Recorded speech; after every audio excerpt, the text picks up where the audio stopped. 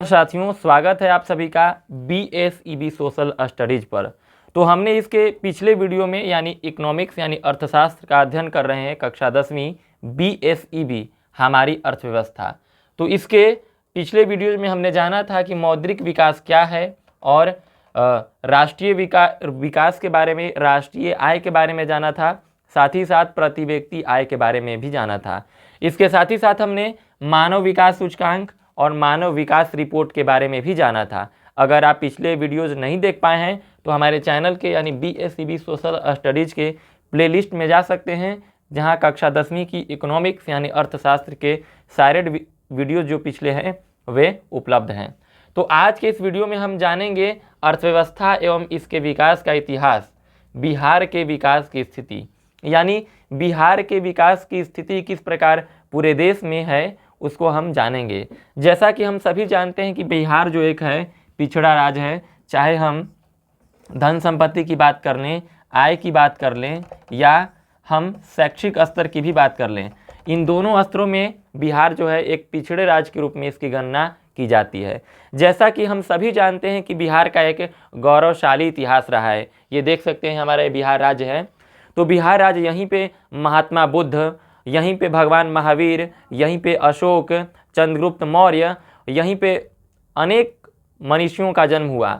ये गांधी की कर्मभूमि भी रही है और डॉक्टर राजेंद्र प्रसाद की जन्मभूमि भी रही है, जिन्होंने भारतीय स्वतंत्रता संग्राम में, संविधान निर्माण में पूरे विश्व स्तर पर अपने परचम को लहराया है। आज वही बिहार जो पूर्व में गणतंत्र की जननी कही जाती थी, आज इसकी स्थिति दयनीय प्रतीत हो रही है और है भी, वास्तविकता भी ऐसी ही है। तो क्या कारण है जो बिहार अभी इतना पिछड़ा है, यानी बिहार के पिछड़ेपन के आखिर कारण क्या हैं?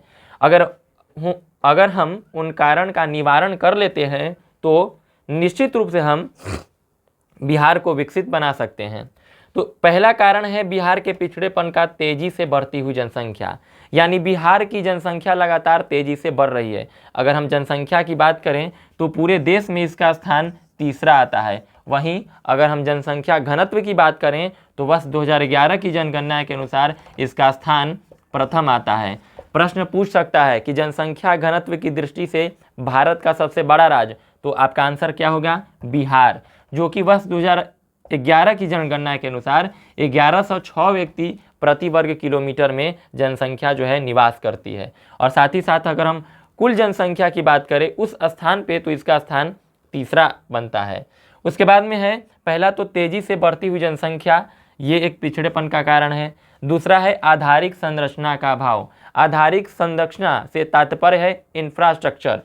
तो बिहार में आधारिक संरचना का भी काफ़ी अभाव देखा जा रहा है। हालांकि स्थिति कुछ जरूर बदली है। सड़कों का निर्माण और बिजली की व्यवस्था गांव तक भी पहुंची है, लेकिन उसकी भी नियमितता अभी पूर्ण रूप से नहीं हो पाई है। अतः आधारिक संरचना का अभाव जो है यह एक बिहार के पिछड़ेपन का प्रमुख कारण है। हालांकि इसमें काफ़ी सकारात्मक सुधार हुए हैं, लेकिन हमें और इसकी ओर ध्यान देने की ज़रूरत है।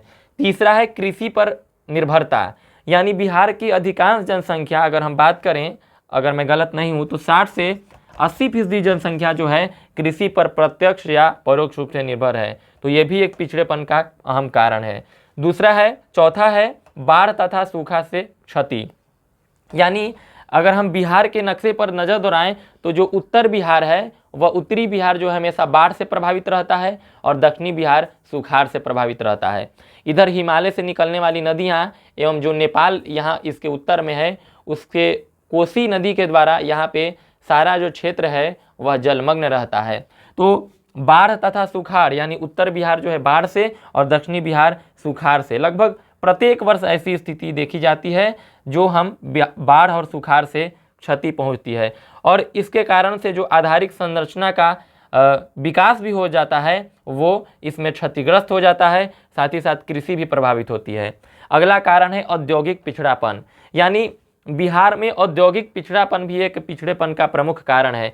क्योंकि जब झारखंड का विभाजन हुआ बिहार से झारखंड का, तो अधिकांश जो कल कारखाने हैं, अधिकांश जो औद्योगिक पेटियां हैं और खनिज संसाधन है, वे सभी झारखंड में चले गए हैं। इस कारण से एक औद्योगिक पिछड़ापन भी बिहार के पिछड़ेपन में एक प्रमुख कारण के रूप में है।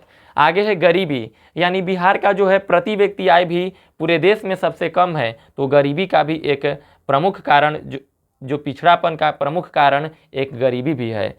अगला है खराब विधि व्यवस्था, यानी बिहार की जो विधि व्यवस्था कानून व्यवस्था है वो काफ़ी लचर देखी मानी जाती है। अगर पूरे देश की बात करें तो उसमें इसकी विधि व्यवस्था जो है काफ़ी खराब मानी जाती है। हालांकि अभी कुछ वर्षों में सुधार हुआ है, लेकिन उस तरह की जो स्थिति है अभी भी नहीं पनप पाई है ताकि लोग अच्छे विधि व्यवस्था और प्रशासन के अंतर्गत वे अपने आप को सुरक्षित पा सके। 8वां कारण है कुशल प्रशासन का अभाव, यानी भारत के एक बिहार राज्य में जो है कुशल प्रशासन का अभाव भी देखा जाता है, यानी जो प्रशासनिक सुविधाएं हैं वह जनता तक नहीं पहुंच पाती हैं, जिस कारण से कुशल प्रशासन का अभाव भी बिहार के पिछड़ेपन के प्रमुख कारण के रूप में उभर रहे हैं। तो हम इन बिहार के पिछड़ेपन के कारणों के निवारण के लिए क्या कर सकते हैं? तो क्या कर सकते हैं, अगर तेज़ी से बढ़ती हुई जनसंख्या है तो हम इसके लिए जनसंख्या पे नियंत्रण कर सकते हैं। अगर हम जनसंख्या को नियंत्रित करें और परिवार नियोजन प्रक्रियाओं को चलाएं तो शायद हम बिहार के पिछड़ेपन की कमी में कुछ सुधार जरूर ला सकते हैं। दूसरा है आधारिक संरचना का अभाव है, तो हम आधारिक संरचना का अगर विकास कर दें, यानी इंफ्रास्ट्रक्चर का विकास कर दें, स्वास्थ्य सुविधाओं को बढ़ाएं, शिक्षा को बढ़ाएं, तो जो है बिहार को एक विकसित बिहार के रूप में हम ला सकते हैं। अगला है कृषि पर निर्भरता। अगर हम कृषि का विकास कर दें और जो किसानों को अच्छी सुविधाएं उपलब्ध करा दें तो शायद बिहार के पिछड़ेपन की स्थिति से हम निजात पा सकते हैं। अगला है बाढ़ तथा सूखा से क्षति।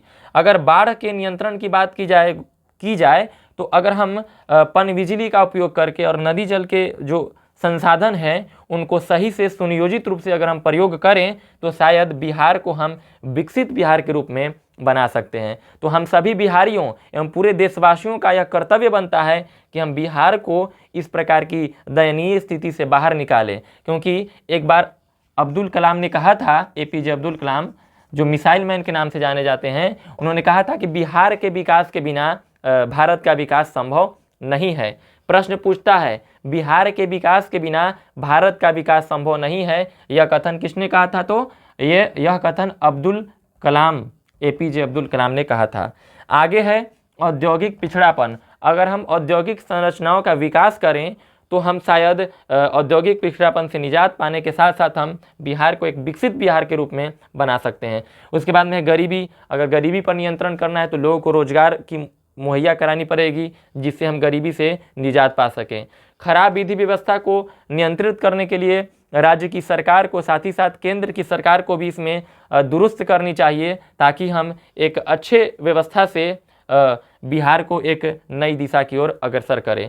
साथ ही साथ कुशल प्रशासन का अभाव, यानी नौकरशाही या कुशल प्रशासन का अभाव भी बिहार के जो पिछड़ेपन का एक प्रमुख कारण है। अगर हम कुशल प्रशासन की व्यवस्था कर दें तो शायद बिहार एक विकसित बिहार के रूप में बन सकता है। अतः अपने गौरवशाली इतिहास को समेटे बिहार की स्थिति जो आज बन गई है उससे निजात पाने के लिए हमें प्रयास करने होंगे, एक राज्य के होने के नाते भी, साथ ही साथ एक पूरे देश के नागरिक होने के नाते भी, क्योंकि बिहार भी भारत का ही एक राज्य है। अगर बिहार का विकास होता है तो देश की अर्थव्यवस्था, साथ ही साथ देश की जीडीपी में भी काफ़ी योगदान हो सकता है और होगा ही निसंदेह। तो हमने इस प्रकार जाना कि बिहार के विकास की स्थिति के बारे में जाना, पिछड़ेपन के कारण के बारे में जाना, साथ ही साथ उसके निवारण के बारे में भी हमने संक्षिप्त जानकारी हासिल की है।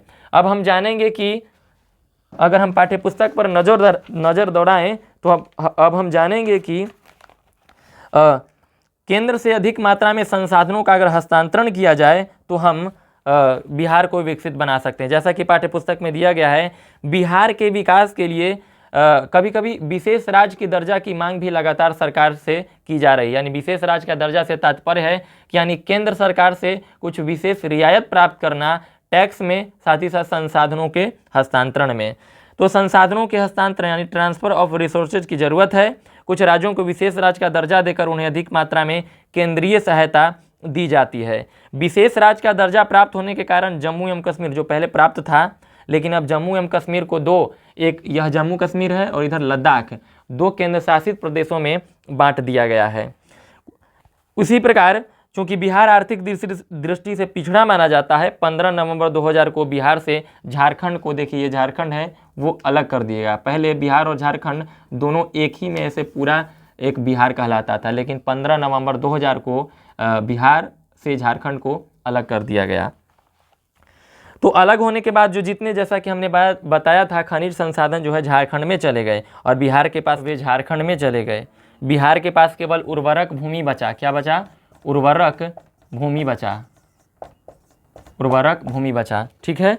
तो उर्वरक भूमि बचा कब अलग हुआ? 15 नवंबर 2000 ईस्वी को बिहार से झारखंड को अलग कर दिया गया। तो बिहार की अत्यधिक जनसंख्या का कृषि पर निर्भरता, यानी कृषि पर निर्भरता, जैसा कि बताए थे, कृषि पर निर्भरता। दूसरा है सिंचाई की सुविधा का अभाव। सिंचाई की सुविधा का अभाव, सिंचाई की सुविधा का एक अभाव है। ये अभाव, जनसंख्या में तेजी से वृद्धि, जनसंख्या में वृद्धि, तेजी से लगातार जनसंख्या में जो वृद्धि हो रही है, वो भी एक पिछड़ेपन का एक प्रमुख कारण के रूप में जाना गया है। गरीबी भी एक प्रमुख कारण है, जो प्रति व्यक्ति आय में कमी के कारण ऐसा होता है। आदि अनेक ऐसी समस्याएं हैं यहाँ उपस्थित हैं, जिसके कारण से बिहार की जो है पिछड़ेपन की स्थिति बनी हुई है। वर्ष 2008 में कोसी की भयंकर बाढ़ का प्रकोप भी बिहार को झेलना पड़ा। 2008 में एक भयंकर बाढ़ जो है उत्तरी बिहार में आया था, जो कि कोसी नदी, जिसे बिहार का शोक नदी भी कहा जाता है। बिहार का शोक नदी किसे कहा जाता है? तो कोसी नदी को बिहार का शोक कहा जाता है। अक्सर बिहार का उत्तरी भाग बाढ़ से तबाह रहता है और दक्षिणी, जैसा कि हमने बताया, उत्तरी बिहार बाढ़ से तबाह रहता है और दक्षिणी बिहार जो है वह सूखा से या सुखाड़ से प्रभावित रहता है। तो उत्तरी बिहार बाढ़ से और दक्षिणी बिहार सुखाड़ से। ऐसी परिस्थिति में सड़क, बिजली, नहर, स्वास्थ्य के साधन आदि की पूर्ति नहीं की जा सकती है या वो ध्वस्त हो जाती है। अपने आंतरिक संसाधनों से इसकी पूर्ति नहीं की जा सकती। इस संदर्भ में राजनीतिक प्रयास काफ़ी किए जा रहे हैं। विशेष राज्य का दर्जा मिलने से राज्य को केंद्र के द्वारा अधिक संसाधन मिलने की संभावना है। इससे रियायत भी मिलेगी, लेकिन बिहार को विशेष राज्य का दर्जा देने में केंद्र सरकार के समक्ष कई अन्य व्यवहारिक भी और प्रशासनिक कई प्रकार की समस्याएं भी विद्यमान हैं। तो देश के विकास में बिहार के विकास की भूमिका भी काफ़ी महत्वपूर्ण है। जैसा कि हमने बताया है पिछले कि बिहार देश का एक बड़ा राज्य है। भौगोलिक क्षेत्रफल तथा जनसंख्या दोनों ही दृष्टिकोण से, एक भौगोलिक क्षेत्रफल भी 12वां 13वां स्थान इसका आता है लगभग क्रमशः, और साथ ही साथ जनसंख्या की दृष्टि से भी तीसरा स्थान है और जनसंख्या घनत्व की दृष्टि से प्रथम स्थान है। इसलिए कहा जाता है कि यदि भारत का विकास करना है, यानी अगर पूरे भारत का विकास करना है, तो बिहार, ये अपना बिहार है, तो बिहार का विकास करना निहायत जरूरी है। चाहे राजनीतिक साझेदारी की बात हो अथवा विकास के मापदंड को स्थापित करने की, चाहे राजनीतिक साझेदारी की बात हो, चाहे विकास के मापदंड को स्थापित करने की, अब बिहार को नज़रअंदाज नहीं कर सकते। एक प्रसिद्ध अर्थशास्त्री कुजनेट, एक प्रसिद्ध अर्थशास्त्री थे, कुजनेट थे, उन्होंने गरीबी को कैंसर की तरह बताया। गरीबी क्या है? गरीबी एक प्रकार का कैंसर है। प्रश्न पूछ सकता है किस अर्थशास्त्री ने गरीबी को कैंसर की तरह बताया था? तो कुजनेट नामक एक अर्थशास्त्री थे जिन्होंने गरीबी को कैंसर की तरह बताया था। ये उन्होंने विश्व के संदर्भ में बताया था। जैसे कि अगर किसी के शरीर में कैंसर किसी भी अंग में हो जाए तो वह पूरे शरीर का क्षरण कर देता है, ठीक उसी प्रकार गरीबी भी अगर किसी समाज में, किसी राज्य में, किसी देश में, किसी क्षेत्र में अगर पनप जाए तो वो पूरे के पूरे जो ढांचा है उसको चरमरा देता है। तो अब हम जानेंगे, जिस तरह शरीर के एक छोटे से भाग में हुए कैंसर पूरे शरीर को विषाक्त कर देता है, ठीक उसी तरह किसी एक भाग की गरीबी पूरे विश्व की संपन्नता के लिए घातक होता है। अगर मान लीजिए भारत के सभी राज्य समृद्ध हैं, लेकिन बिहार और ऐसे कुछ राज्य, जैसे मान लीजिए उड़ीसा की बात कर ले या झारखंड की बात कर ले, अगर वो असमृद्ध हैं, गरीब हैं, तो क्या पूरे राष्ट्र की विकास संभव है? नहीं। तो इसके लिए हमें ज़रूरी है कि अन्य राज्यों के साथ साथ बिहार का भी और इसके अगल बगल के राज्यों का भी जो विकास की स्थिति में पिछड़ चुके हैं, विकास को तेजी करना जरूरी है। अब हम जानेंगे बिहार देश का एक ऐसा राज्य है जहाँ अत्यधिक उर्वरक भूमि है, यानी फर्टाइल लैंड है। हिमालय से निकलने वाली नदियाँ, यानी हिमालय से जो निकलने वाली नदियाँ, यहाँ गंगा नदी भी प्रवाहित होती है। जो पटना है गंगा नदी के किनारे पर स्थित है। यहाँ धरती के नीचे कम सतह पर ही जल प्राप्त हो जाते हैं। यदि बिहार की नदियों को परस्पर जोड़ दिया जाए, यानी नदियों को आपस में जोड़ दिया जाए, अभी बिहार सरकार के द्वारा ऐसी मुहिम भी चलाई जा रही है, नदी जोड़ो अभियान के द्वारा। जल जीवन हरियाली भी ऐसी मुहिम है जिसके द्वारा प्रयास तो किए जा रहे हैं, लेकिन वो धरातल पर नहीं आ पा रहे हैं। इस कारण से बिहार को धरातल पर लाना, यानी उन जितने भी कार्यक्रम हैं उनको अगर हम धरातल पर नहीं लाएं, तब तक बिहार का विकास संभव नहीं है। बिहार में दक्ष मानव संसाधन की कमी नहीं है, लेकिन ज़रूरी है कि हम उन वर्तमान को प्रौद्योगिकी से जोड़ें, उन्हें अधिक अवसर दें, और ताकि प्रवास की समस्या से भी छुटकारा मिले। जैसे कि हम देखते हैं कि बिहार के अधिकतर मजदूर अन्य राज्यों की ओर जाते हैं, तो उनसे बचाव के लिए हमें चाहिए कि अपने राज्य में ही लोगों को रोजगार मुहैया प्रदान करें, ताकि वे लोग हिंसा से भी बच सकें, साथ ही साथ वे अपने राज्य में कुशल से अपने परिवार के साथ जीवन यापन कर सकें, और बिहार की जीडीपी में और पूरे देश की जीडीपी में, पूरे विश्व के संपन्नता में अपना योगदान दें। देश के सूचना प्रौद्योगिकी यानी इंफॉर्मेशन टेक्नोलॉजी में तथा पंजाब के कृषि विकास में बिहार के मानव संसाधनों का प्रमुख योगदान रहा है। देश के आर्थिक विकास के प्रत्येक क्षेत्र में बिहारियों का योगदान जो है महत्वपूर्ण है। यहाँ के प्राकृतिक संसाधन तथा कर्मठ मानव संसाधन के योगदान से बिहार की कृषि और कृषि जन्य या कृषि जनित उद्योगों, एग्रो बेस्ड इंडस्ट्री के विकास से राज्य का विकास किया जा सकता है। यानी कृषि जनित उद्योग, ये अच्छा टर्म है।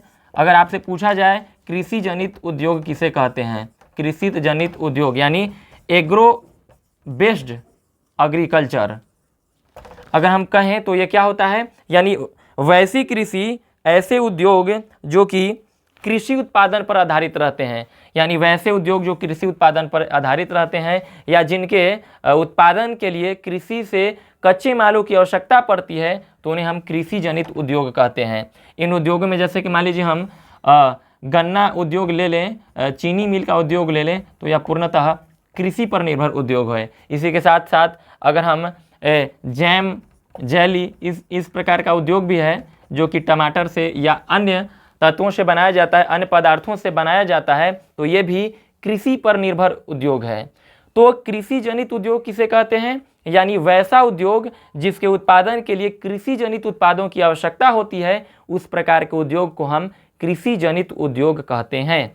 तो हमने ये भी जाना कृषि जनित उद्योग के बारे में। तो उन उद्योग को भी अगर हम बढ़ाएं तो देखा जाता है कि कई किसान जो रहते हैं, अगर टमाटर का भाव कम मिल पाता है तो वे लोग बाहर फेंक देते हैं या सड़कों पर बहा देते हैं। लेकिन उसको अगर हम कन्वर्ट कर दें, जैम जेली के रूप में बना दें, तो काफ़ी उससे किसानों को आय की वृद्धि भी होगी, साथ ही देश की और राज्य की जीडीपी में भी काफ़ी योगदान होगा और उन्हें एक रोजगार भी मुहैया होगा। तो आगे हम जानेंगे हाल के वर्षों में बिहार के विकास में गति आई है। केंद्रीय सांख्यिकी संगठन यानी CSO ने बिहार की वर्तमान विकास दर 11.03% बना है। यह बुक काफ़ी पुराना है, लगभग वर्ष 2008-9 का है, इस कारण से आंकड़े पुराने हैं। तो उस समय का 11.03% जो है उस समय का था। उसके बाद में गुजरात है, उसका 11.5% के बाद वह गुजरात के बाद बिहार का जो है विकास का दर जो है दूसरा था उस समय। विगत वर्षों में भारत के विकास की गति में तेजी आई है। विकास की गति के कारण ही वर्तमान दौर की आर्थिक मंदी का दुष्प्रभाव भारत की अर्थव्यवस्था पर कम हुआ है। यह संतोष की बात है कि विगत वर्षों में बिहार के विकास के लिए कारगर प्रयत्न किए जा रहे हैं, जरूर किए जा रहे हैं, लेकिन उन्हें और हमें धरातल पर लाना होगा। यह संतोष की बात है कि विगत वर्षों में बिहार के विकास के लिए कारगर प्रयत्न किए जा रहे हैं। बिहार में प्रगति के इस दौर की प्रशंसा देश भर में की जाने लगी है। यदि देश और बिहार कंधा से कंधा मिलाकर विकास की प्रक्रिया के वर्तमान को कारगर करे तो 21वीं शताब्दी में आर्थिक दृष्टिकोण से भारत विश्व के अग्रणी देशों में आ जाएगा। अतः स्पष्ट है कि देश के आर्थिक विकास में बिहार के आर्थिक विकास की भूमिका काफ़ी ही महत्वपूर्ण है। अब हम समझेंगे मूलभूत आवश्यकताएं एवं विकास का संबंध क्या होता है। तो हम समझेंगे कि मूलभूत आवश्यकताएं एवं विकास का संबंध क्या है। आइए अब हम जानते हैं मूलभूत आवश्यकताएं एवं विकास का संबंध। तो देश के नागरिकों के रहने के लिए मकान, खाने के लिए रोटी तथा शरीर को ढकने के लिए कपड़ा उनकी न्यूनतम मूलभूत आवश्यकताएं हैं। हम प्रायः कहते हैं कि 3 मूलभूत आवश्यकताएं हैं, रोटी, कपड़ा, मकान। तो ये 3 मूलभूत आवश्यकताओं को पूरा करने के बाद ही व्यक्ति आगे के बारे में सोचता है। उसके बाद में शिक्षा, स्वास्थ्य, मनोरंजन इत्यादि भी जो हैं आवश्यकताएं बढ़ते जाती हैं धीरे धीरे। तो खाने के लिए भोजन चाहिए और सर ढकने के लिए मकान चाहिए और जो शरीर को ढकने के लिए कपड़ा की आवश्यकता होती है। तो हर समय सत्ता के गलियारे में रोटी, कपड़ा और मकान का नारा जोरों से बुलंद रहता है, यानी लोग अपने अधिकार को मांगते हैं ताकि देश के विकास द्वारा लोगों की न्यूनतम आवश्यकता को पूरा किया जा सके। देश के गरीब लोगों की आकांक्षा इन न्यूनतम मूलभूत आवश्यकताओं की पूर्ति करना रहता है।